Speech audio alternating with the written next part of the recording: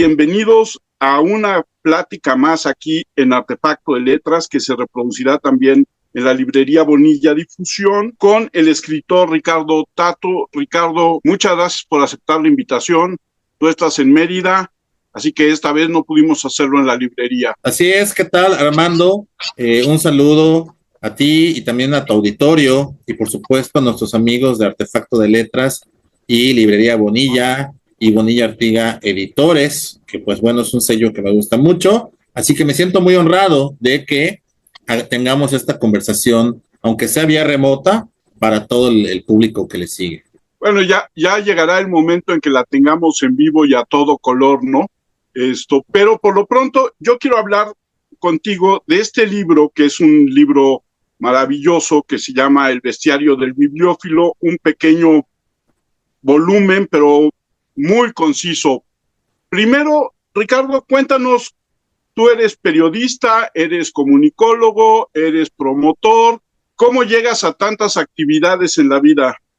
Pues bueno, sí, yo soy comunicólogo, soy periodista, pero ante todo me considero un lector. También soy escritor, pero primero que nada soy un lector.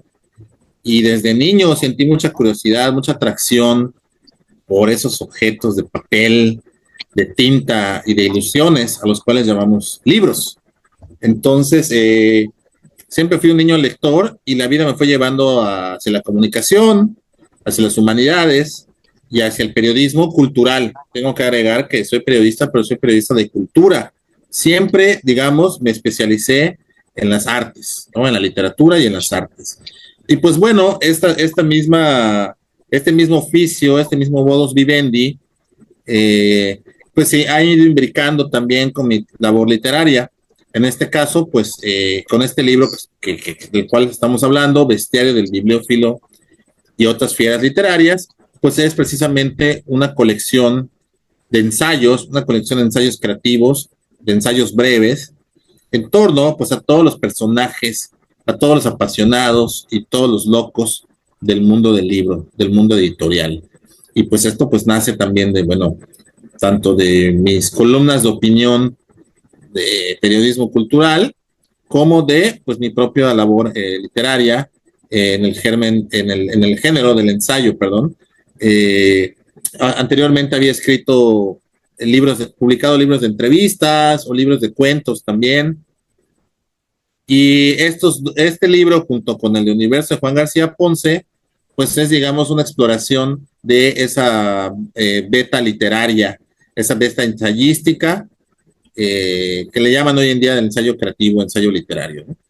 Ricardo, y es curioso porque el libro que empieza como este bestiario donde haces una descripción de todos los que somos bibliófilos y cómo nos hacemos de nuestros libros, qué tipo de bibliófilos somos. Es un muy buen gancho para que después reflexiones sobre muchas de las actividades de las que estás hablando ahorita, ¿no?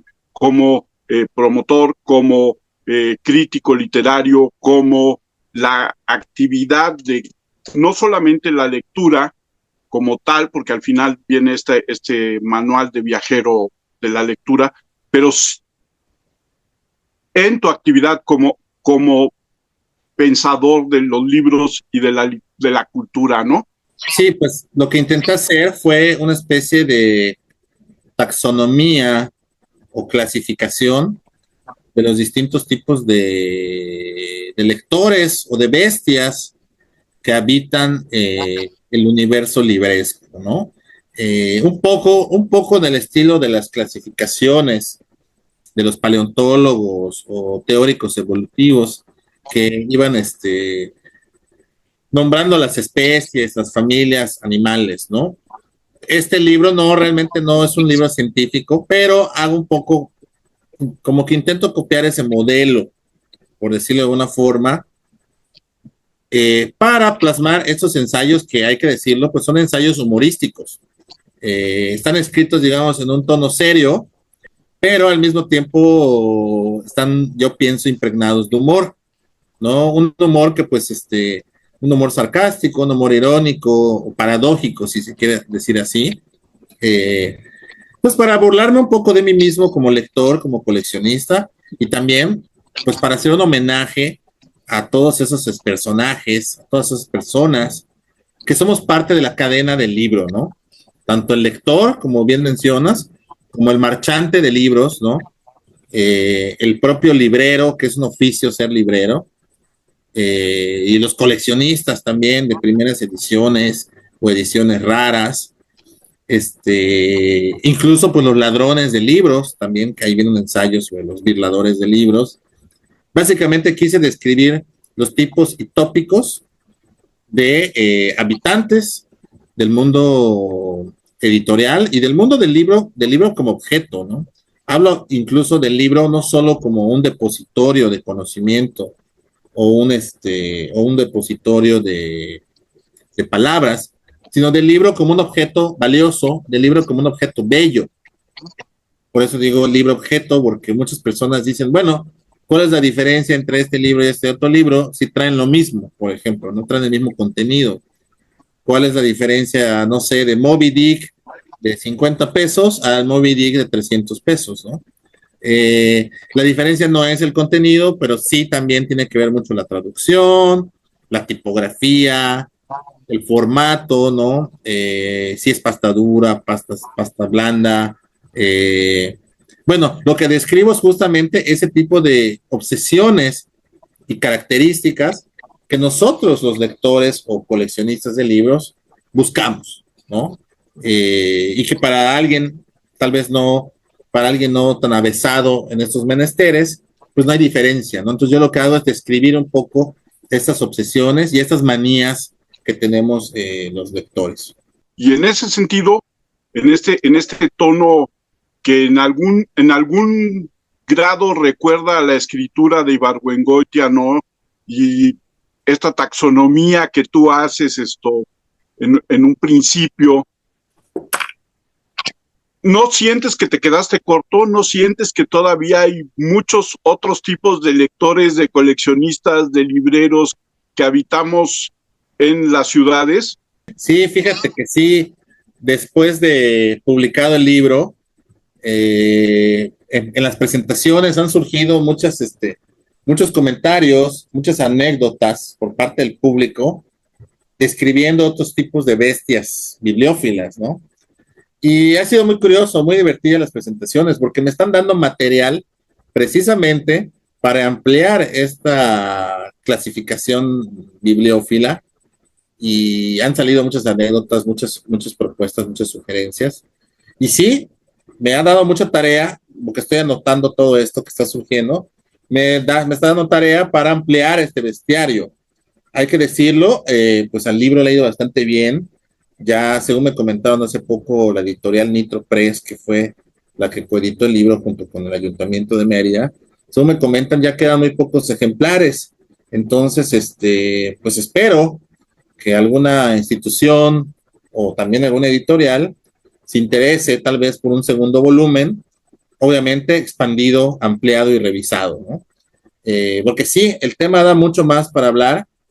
Al momento sentí que era satisfactorio, pero ahora me doy cuenta que sí me quedé corto. Y pues sí, el mundo de bibliófilo es todavía más amplio y pues sí me quiero dar la tarea de seguir abundando sobre el tema. Con respecto a lo de Ibargüengoitia, fíjate que es muy curioso porque aquí traigo el libro de Sálvese quien pueda, de Jorge Ibargüengoitia, que hace poco me hizo llegar mi querido amigo, el escritor Alberto Ruiz Sánchez, que presentó el libro recientemente en la Ciudad de México, en la Biblioteca General del Congreso de la Unión. Y Ruiz Sánchez decía en la presentación, ¿no? Que sentía una cierta influencia de Ibargüengoitia. Y ya van 2 o 3 personas que me lo comentan, pero pues tengo que ser honesto, honestamente no, sí he leído de Ibargüengoitia, pero no sentí yo que fuera mi influencia o mi modelo.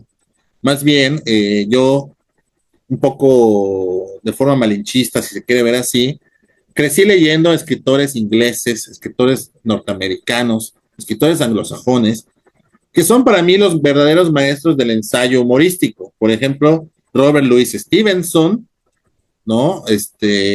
Con su famoso ensayo, una propuesta modesta, donde dice que si había hambre, pues que si había hambre, digamos, en la Inglaterra, pues que se comieran a los niños, ¿no? Era una modesta propuesta, ¿no? O, obviamente, esto es una cosa humorística, ¿no? Porque hoy en día la gente igual ya no entiende mucho este tipo de humor, digamos, más sofisticado, menos obvio, ¿no? Más velado. Pero yo crecí leyendo esos autores como Oscar Wilde, también muy elegante Oscar Wilde, sus famosos aforismos, y Oscar Wilde también tiene muchos ensayos con mucho humor, ¿no? Eh, otro escritor británico, William Hazlitt, eh, que tiene, que tiene ensayos, por ejemplo, El arte de odiar, por ejemplo, ¿no? Y de repente hay gente que le puedes hacer ruido, ¿no? El arte de odiar, ¿no? Como qué clase de malvibroso es esto, ¿no? ¿Qué clase de mala vibra es esta? Pero realmente son ensayos humorísticos, o el famoso Thomas de Quincy con su libro del asesinato como una de las bellas artes, ¿no? O sea, date cuenta de esos títulos, estos nombres. Es un tipo de humor que ya no se maneja mucho. Incluso dentro de mi libro, Vestir el Bibliófilo, ahí hay una sección donde hablo en contra de la corrección política, y hay un libro que hay un ensayo donde hablo sobre el humor negro. Y hablo de cómo justamente se ha ido perdiendo ese tipo de humor en aras de una supuesta libertad de expresión o una supuesta corrección moral y política. Y desgraciadamente pienso que antes de anteponer a la moral, debemos anteponer la felicidad, debemos anteponer la agudeza del intelecto, debemos anteponer el humor. Si perdemos el sentido del humor, pues todo lo demás ya deja de valer la pena de alguna forma. Viviríamos en una sociedad constantemente constreñida, constantemente encorsetada. Y si algo caracteriza a la literatura o al arte es la comedia, el humor, como una representación. Para mí el humor es la forma más acabada del intelecto humano. O sea, para hacer comedia, para hacer humor, para hacer observaciones sardónicas, se requiere mucha inteligencia para hacerlo de una buena manera, como justamente mencionan sus autores. Otro que me encanta mucho, norteamericano, igual muy sangrón, es Mark Twain, Samuel Clemens, Mark Twain, que también tiene muchos textos humorísticos, incluso en contra de la religión. Tiene sus famosos ensayos de no ficción, por ejemplo, sobre Adán y Eva, sobre el diablo, sobre el paraíso, porque Mark Twain era ateo y de alguna manera se pitorreaba un poco de la religión a través de su literatura. Todo esto hoy en día, pues podría ser impublicable. Da terror pensar que vivimos en una época en la que esto podría ser impublicable o censurable. Y no es una exageración. Recientemente, pues tuvimos la cancelación de la exposición de Fabián Chairés en el Museo de San Carlos, ¿no? Donde él hace una especie de crítica o sátira visual, pictórica, del mundo del clero, del mundo religioso. Y una asociación de abogados cristianos interpuso un amparo para cerrar esta expo. Esto acaba de pasar ahorita en marzo, ¿no? Y por suerte me acabo de dar cuenta, hoy justamente leí una noticia donde hubo un dictamen de un juez en la Ciudad de México donde echa por tierra este amparo de los abogados cristianos. Esto significa que es un triunfo de la libertad de expresión en el arte, ¿no? Y entonces, pues bueno, yo estoy a favor de esto, ¿no? Yo creo que las ideas nunca deben ser censuradas. Creo que deberíamos alcanzar una madurez como consumidores de cultura. Creo que deberíamos tener una madurez intelectual para poder separar la provocación o la irreverencia de, pues pues de la moral, porque la moral, pues, ¿qué es la moral, no? Y es algo muy subjetivo también. Entonces, antes uno podía debatir las ideas, podía discutirlas, dialogarlas, expresarlas. Y ahora pues nos tomamos con un mundo de inmaduros, intelectuales, donde nada es bien entendido, todo es malinterpretado, y estamos en la era de los ofendidos, ¿no? Hay mucho ofendido, todo ofende, ¿no? Todo molesta, y eso es lo que es preocupante. y no solamente es preocupante, sino que además, como tú bien dices, afecta directamente a la obra, a la creación. Incluso yo siempre he creído que lo políticamente correcto es una manera también de enseñarte a autocensurarte, de cuidar lo que dices para que nadie te pueda, como tú dices, ponear o te pueda criticar. Pero lo cierto es que tenemos que ser lo más políticamente incorrectos si queremos que el mundo camine, ¿no? Y en esta parte de la clasificación de las bestias bibliográficas, también me acordé mucho del libro de Italo Calvino, de Si una noche de invierno, un viajero, donde hay esta parte donde el lector entra a la librería y clasifica todos los libros que va viendo como el que quiero leer, el que voy a comprar, pero nunca voy a leer, ¿no? Esto que tú dices, no tenemos tiempo para leer todo lo que compramos, pero que además en la novela tiene esta parte que es la trama, donde siempre está la persecución de la novela inconclusa, ¿no? Sí, fíjate, todas estas referencias, por ejemplo, hablas de Ítalo Calvino y muchos otros más que algunos menciono, de hecho, ahí en mi libro.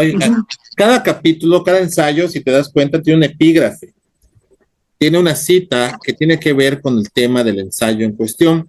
En algún momento dije, creo que estoy abusando de tanto epígrafe, pero ha sido muy celebrado esto, los epígrafes, porque encontré la cita o la frase correcta para cada tema. Y para mí, pues igual como loco de los libros, pues cuando leo un libro, yo subrayo estas frases, ¿no? Yo las selecciono, las anoto para tener para usarlas en un futuro, ¿no?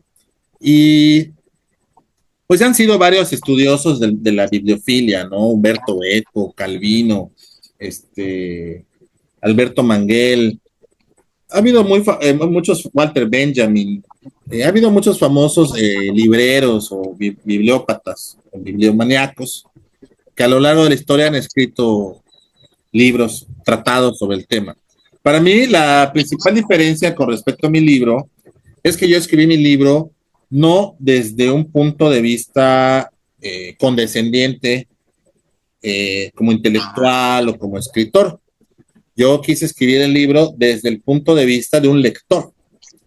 Quise entablar un diálogo con los lectores, un diálogo horizontal, no ensayos donde habla el gran maestro de forma, digamos, didáctica o condescendiente hacia los lectores. Yo le debo un respeto al lector y yo antes que nada, como te dije, me considero un lector, antes que escritor, antes que periodista, antes que pensador, y por eso hice esos ensayos de una forma, digamos, accesible, ¿no? No lo hago en un tono snob, no lo hago en un tono intelectualoide, sino porque para mí el ensayo es un diálogo, el ensayo creativo es un diálogo conmigo mismo, y a través de ese diálogo conmigo mismo puedo dialogar con mi entorno, puedo dialogar con mis semejantes. Un poco en la escuela de Michel de Montaigne, el padre del ensayo moderno, que a través de sus reflexiones pretendía aprender el mundo exterior, capturar el mundo exterior, comprender lo que le rodeaba, aunque él estaba aislado en su castillo y en su torre llena de libros, pero a través de ese diálogo consigo mismo es que logra comunicarse con su propia época, con la gente que lo rodeaba y pues con la gente que estamos hoy en día, no sé, 400 años después, todavía hablando de Montaigne y todavía hablando del ensayo moderno, ¿no? Pero además lo consigues bien porque a final de cuentas estos ensayos tuyos se vuelven ese diálogo que a lo mejor todavía necesitas oír al lector, ¿no? En la doble vía, pero por lo menos invitas a una reflexión muy seria en ese diálogo sobre varios de los temas que finalmente es lo que siempre busca el humorista.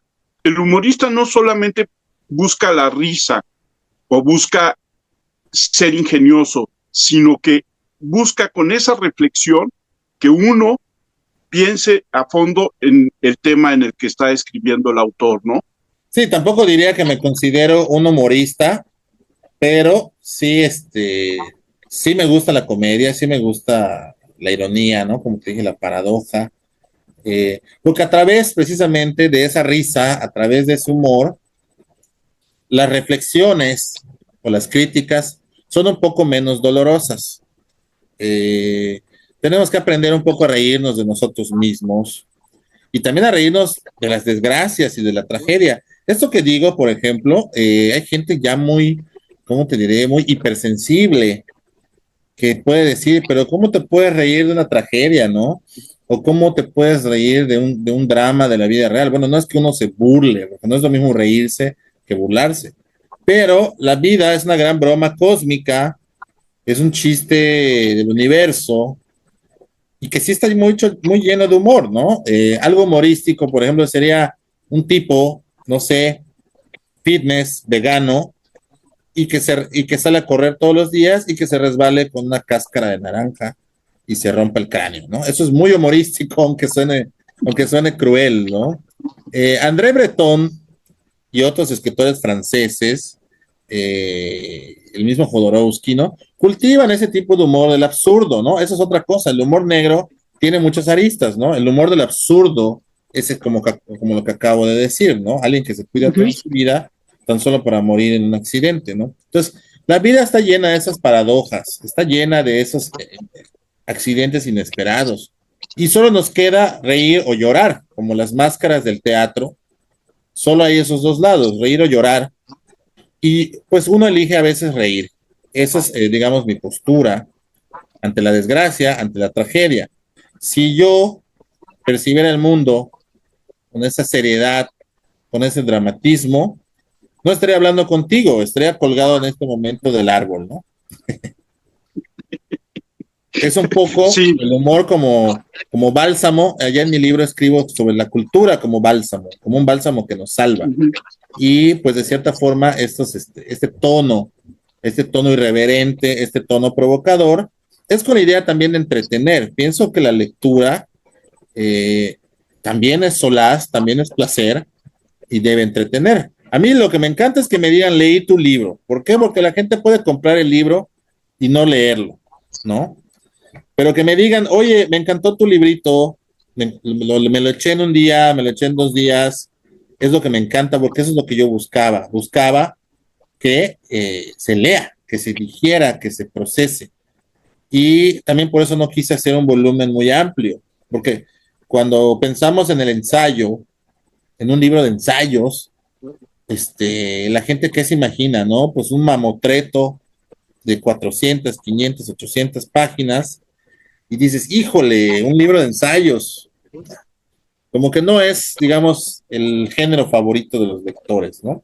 Y yo lo que quise hacer también es reivindicar al ensayo, el ensayo breve, muy también en el estilo de Julio Torri, que tenía textos híbridos entre ficción y Ujú. ensayo, igual absurdos, humorísticos, muy en ese estilo, digamos, si hablamos de la tradición literaria mexicana, como Ibargüengoitia, como Julio Torri, muy en ese estilo de que no necesariamente tenemos que leer volúmenes de este tamaño, sino que en 100 páginas podemos tratar de ofrecer un atisbo o de capturar un poco de la esencia del mundo, una especie de estampas ensayísticas.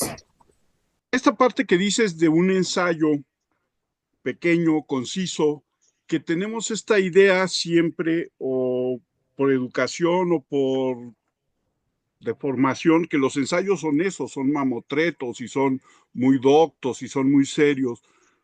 Pero tú en menos de 100 páginas nos haces reflexionar sobre muchos temas y nos haces pensar en nuestro entorno, no solamente como lectores, como bibliófilos, sino como consumidores de cultura. Y algo que decías que es muy importante ahorita, que es la parte del entretenimiento.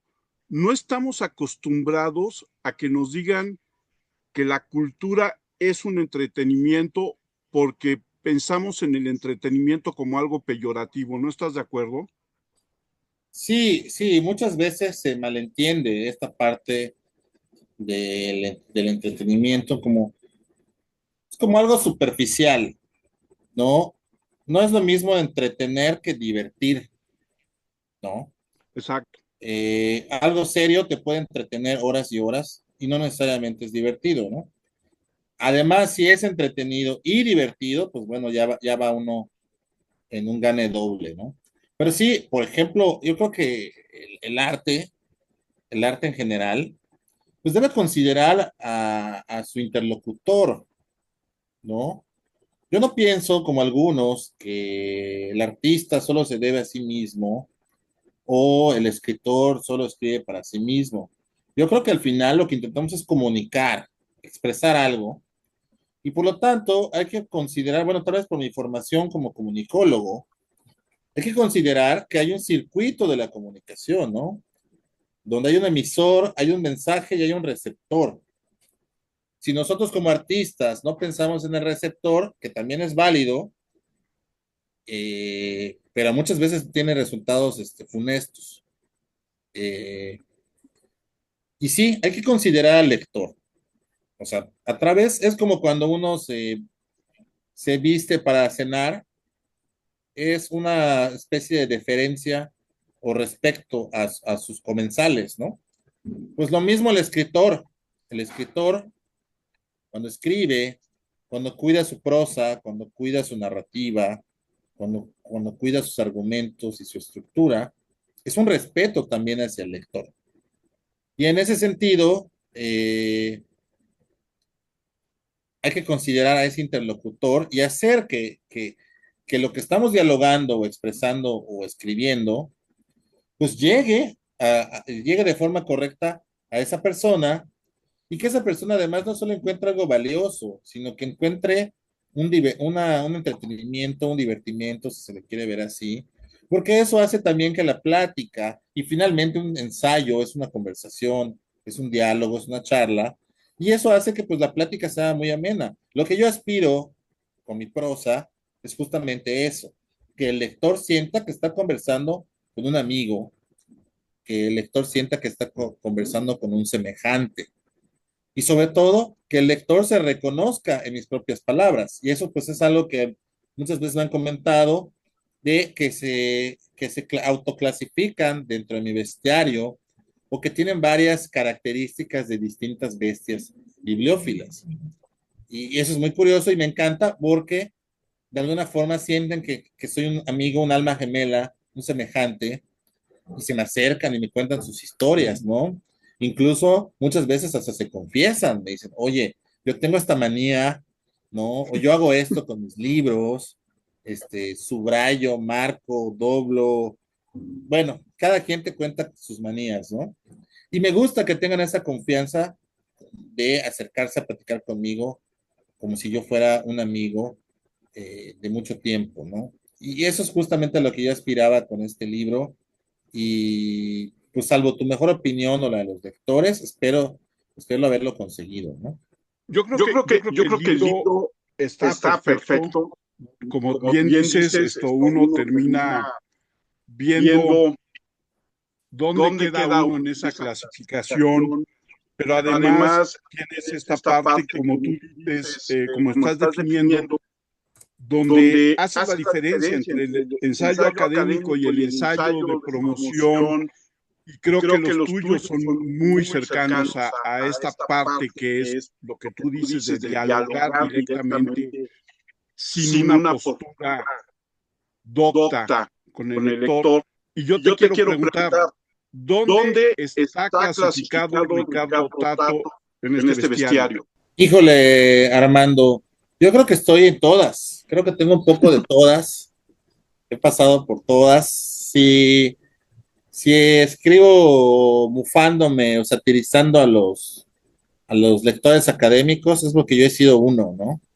Si describo las manías lectoras, es porque he sido un lector mañoso, ¿no? E incluso si hablo de los ladrones de libros, es porque confieso que he robado libros, ¿no? Incluso también en las presentaciones.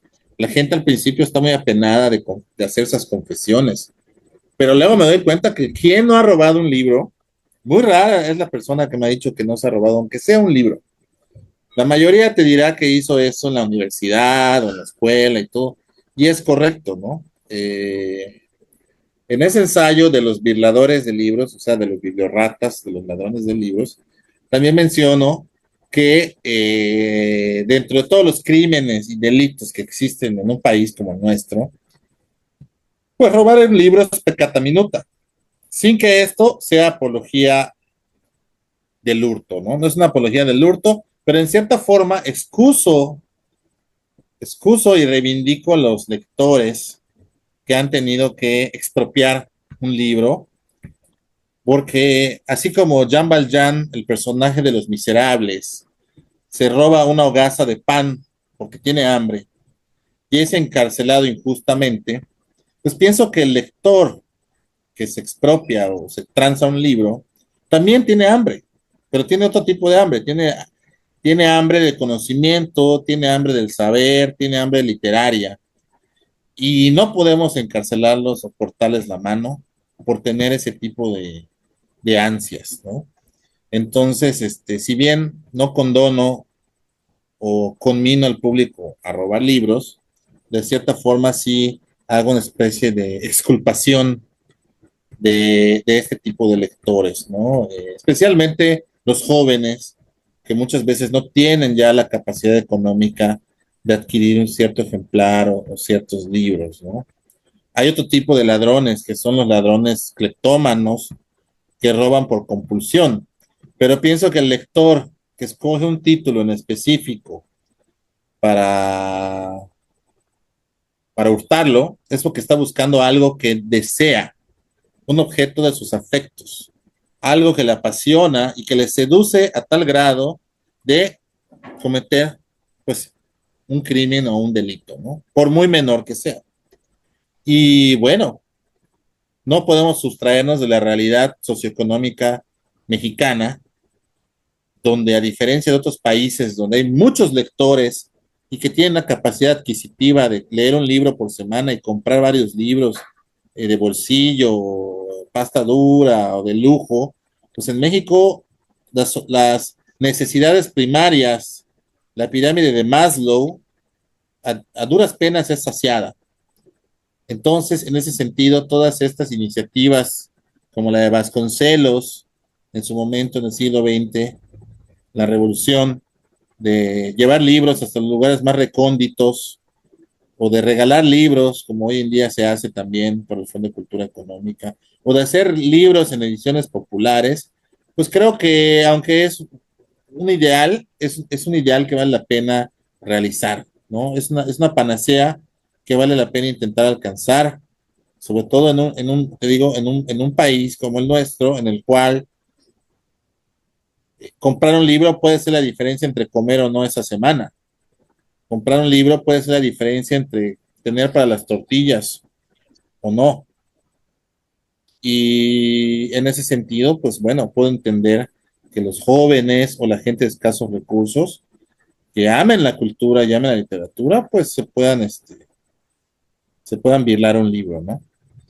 Hay otro tipo de bibliófilo que es interesante y que entra dentro de alguno de los aspectos incluso del birlador de libros, que es el que, sin estar en una posición económica estresada, sí pide el dinero de la colegiatura a su papá y se lo gasta en libros y luego la escuela va y le dice al papá, no se ha pagado la colegiatura, pero el chavo tiene todos los libros sabidos y por haber, ¿no?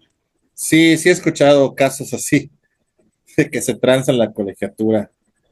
Sí, mira, al final eh, yo abordo este tema precisamente también como para hacer un guiño a los lectores, pero sobre todo a los jóvenes lectores, porque te digo, no ha habido ninguno que no confiese que ha hecho esas travesuras, ¿no?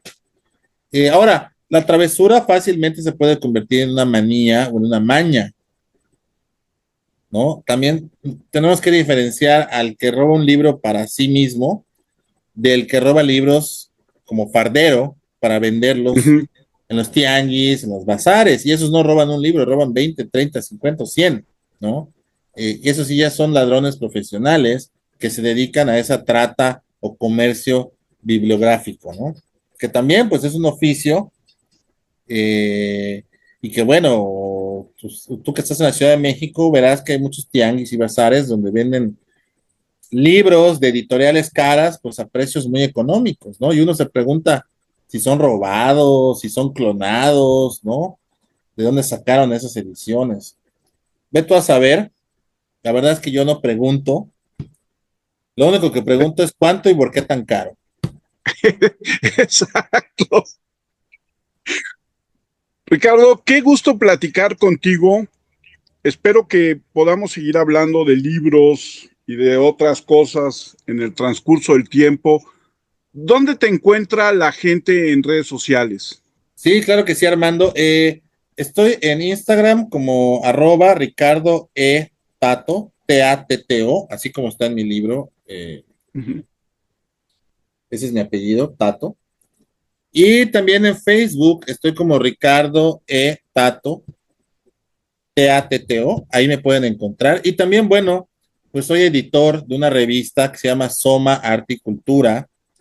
Y el portal es www.yucatancultura.com.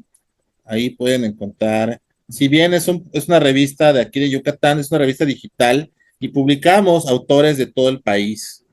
No solo es información de Yucatán, a pesar de la dirección yucatancultura.com. Es una revista, digamos, nacional con contenidos de interés tanto local como nacional. Y estamos publicando muchas pues, novedades editoriales, novedades literarias de autores de toda la República. Entonces, ahí me pueden encontrar, tanto leyendo la revista que yo edito, como en estas redes sociales como Ricardo E. Tato. Y mi libro, Bestiario del Bibliófilo, se encuentra, por supuesto, a la venta en la librería Bonilla y también en la tienda online de Nitro Press, que es la editorial, y en otras librerías de prestigio, pues como el Fondo de Cultura Económica, la librería de color amarillo, para no hacer comercial. Y bueno, básicamente se encuentra en librerías de todo el país. Y la librería de color amarillo también ofrece la promoción de envío gratuito a su domicilio. Si ustedes viven en la provincia, así como yo, pueden comprar el libro en esa librería en línea y el envío es gratuito hasta la puerta de su hogar. Así que ahora sí que no hay excusa para no leer este Bestiario del Bibliófilo y otras fieras literarias. Es muy recomendable y esperemos que pronto se vean obligados a hacer la segunda edición y le metas más mano. Ojalá que sí, ojalá que seas un buen oráculo, estimado Armando, y que se haga realidad esa segunda edición. Pero por lo pronto, aquí estamos aún todavía agotando esta del bestiario. Y pues muchas gracias a ti, Armando, y a la librería Bonilla y Artefacto de Palabras por interesarse, Artefacto de Letras, perdón, por interesarse pues en este ejemplar, en este volumen. Les agradezco el interés. Muchas gracias a ti, Ricardo, por aceptar platicar con nosotros.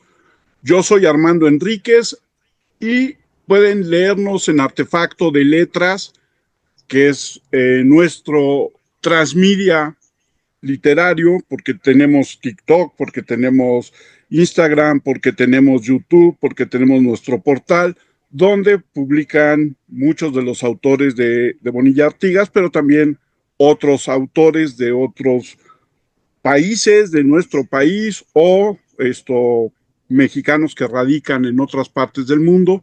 Los invitamos a leernos, a comunicarse con nosotros y a mí me encuentran en Twitter porque me niego a decirle ex, esto, como @cernícalo y pueden escuchar el podcast que tengo que se llama Una charla como cualquiera en cualquiera de las plataformas que escuchen podcast.